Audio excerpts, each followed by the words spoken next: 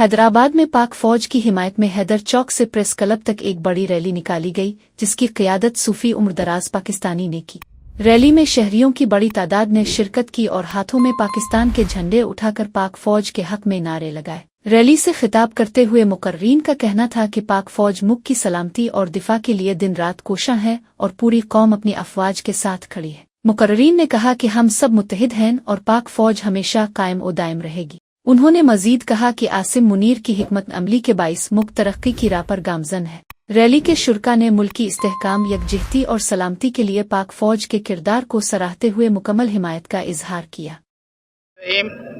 मैं बाबा सूफी रमजान का बेटा सूफी मद्रास पाकिस्तानी, आज हम सब ने मिलकर एक रैली निकाली अफवाज पाकिस्तान को खराज तहसीन पेश करने के लिए, बिलखुसूस हमारे army chief general Syed Asim Munir साहब को, जिन्होंने बैनुल अक़वामी ताकतों की जंगों को रुकवाया और अल्हम्दुलिल्लाह ईरान और अमेरिका की जंग को ब्रेक भी करवाया और उनके अंदर जो उन्होंने मुज़ाकरात की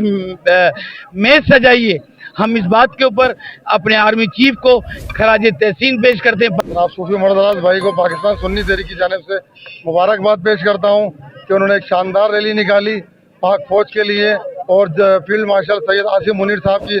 के लिए रैली जो निकाली गई, हम मुबारकबाद पेश करते हैं। आज मुल्क पाकिस्तान के लिए, अफवाज पाकिस्तान के लिए, बिलखुसूस हमारे general Syed field marshal Asim Munir साहब के लिए एक रैली निकाली गई, जिसमें खूब खवातीनों ने और मर्द हजरात ने शिरकत की और पूरी 25 करोड़ आवाम से रिक्वेस्ट है कि अपनी पाक फौज का दिफा करें।